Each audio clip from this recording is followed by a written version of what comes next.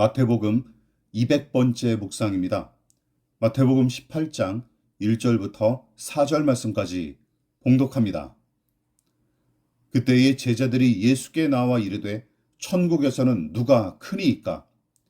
예수께서 한 어린아이를 불러 그들 가운데 세우시고 이르시되 진실로 너희에게 이르노니 너희가 돌이켜 어린 아이들과 같이 되지 아니하면 결단코 천국에 들어가지 못하리라.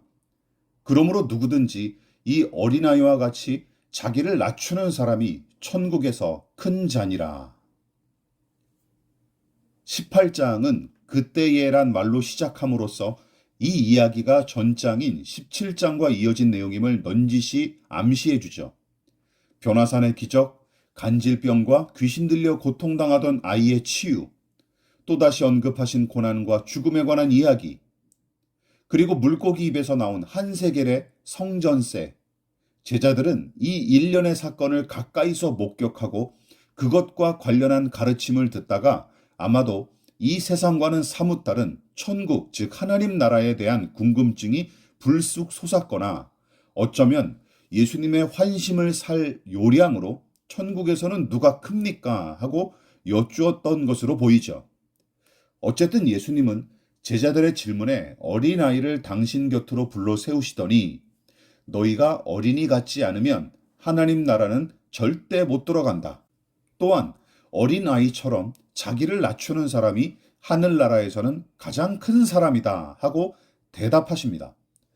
당시는 여성과 어린이에 대한 인식 수준이 턱없이 낮은 시대였을 뿐만 아니라 성인 남성과 비교하는 것 자체가 너무 민망할 정도로 그들의 존재 가치에 관해 거의 염두에 두지 않았던 시대였습니다. 그런데 예수님은 어린이 같지 않으면 천국에서 작은 자가 된다 하는 정도가 아니라 천국에 들어갈 생각도 하지 마라 하고 단호하게 못 박으시는 게 아니겠습니까? 다시 말해 어린이가 지닌 어떤 특징과 조건을 갖추지 못한 사람은 구원을 얻지 못한 사람이기에 천국은 허락될 수 없다고 말씀하신 것과 같습니다. 참 의미심장하면서도 무서운 내용이죠. 결국 이 교훈도 구원과 영생에 관한 내용이기 때문입니다. 물론 어떤 사람들은 하나님께서 거저 베푸시는 은혜로 구원을 얻는 것이지 사람이 가진 어떤 조건이나 자원이나 노력으로 구원받는 게 아니지 않습니까? 하고 이의를 제기할 수 있습니다. 예, 맞습니다. 구원은 사람의 조건과 행위나 노력이 아닌 오직 은혜를 통해 얻는 것이죠. 그렇다면 예수께서 어린아이 같아야 구원을 얻는다 하신 가르침은 은혜로 얻는 구원이란 명제에서 어긋날까요? 예수님은 지금 어린아이처럼 자신을 겸손히 낮춰야 구원을 얻는다 하고 가르치시는 게 아닙니다. 하나님의 은혜로 이미 구원을 얻고 거듭난 사람에게 나타나는 반응이 부모를 절대적으로 의존하고 의지하는 어린아이처럼 자신을 낮추는 것임을 가르치신 말씀이죠. 그러니까 낮아지면 구원을 얻는다 하는 등식이 아니라 거듭난 믿음의 사람은 자신을 낮추기 마련이고 천국은 그런 사람에게 허락된 곳이다 하는 가르침이기에 믿음과 은혜로 얻는 구원의 원리를 전혀 손상시키지 않습니다. 예수님이 천국에 들어갈 자, 천국에서 가장 큰 자가 누구인지 어린이를 모델로 삼으신 이유가 여기에 있습니다.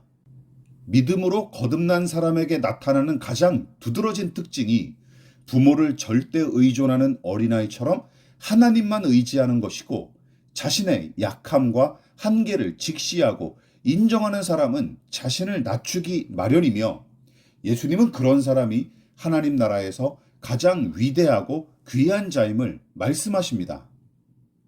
자, 우리는 어린아이처럼 자신의 약함과 한계를 직시하고 하나님을 의지하여 살아갑니까? 천국, 즉 하나님 나라는 그런 사람들에게 허락된 곳이죠.